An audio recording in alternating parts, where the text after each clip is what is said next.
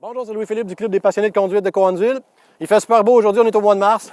Le printemps s'en vient. Par contre, un petit dernier sujet d'hiver aussi. Pourquoi laver sa voiture en hiver? Petit exemple, ça c'est ma voiture. D'abord, on trouve ça affreux.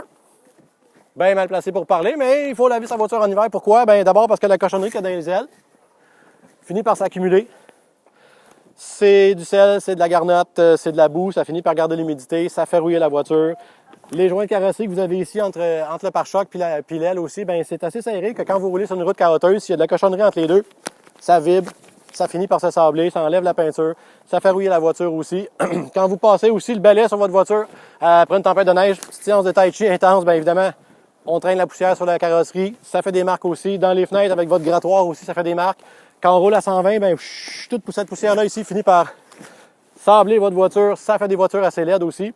D'abord, on va laver la voiture, ne serait-ce que pour ça. Même si on fait juste la rincer, la passer au lave-auto poche, c'est pas grave. Évidemment, votre concessionnaire peut faire ça pour vous. Ils vont faire un bon lavage aussi. Je vais vous montrer tantôt le résultat après. D'abord, on va commencer par le haut. On va la rincer comme il faut pour enlever tout le sable. Parce que ça ici, ben, vous ne l'entendez pas, mais c'est assez rough. Donc, on va la rincer un premier jet aussi. On va prendre une moumoute, une mitaine qui n'a pas trop de cochonnerie dedans. Il faut faire attention qu'il n'y ait pas de sable, qu'il n'y ait pas de petites pierres aussi. Fait qu'on va commencer par le haut. On va bien laver la voiture. Si on est un petit peu attentif aux détails, on va mettre un petit peu de solvant dans le bas pour enlever le goudron aussi, pour pas que ça colle dans votre mitaine non plus. Après ça, on va faire un beau rinçage, un beau séchage. Grosso modo, c'est le minimum que ça prend. Donc, on a le résultat final ici. Belle voiture rouge. Merci pour le lavage.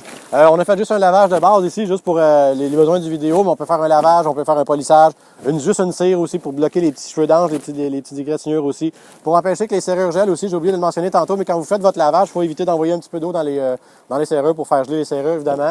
Après le lavage, on va mettre un petit peu de graisse au silicone ici pour empêcher que les caoutchoucs gèlent dans la porte. On va aussi essuyer les intérieurs de porte aussi pour enlever l'eau, pour éviter que ça gèle. Si votre garage a de l'humidité dedans, en ce moment-là, on peut laisser les fenêtres ouvertes quelques heures pour empêcher les fenêtres de faire de la buée. Bien évidemment, les prochaines étapes, ça va être de mettre les pneus d'été. Puis, de profiter de notre Mazda.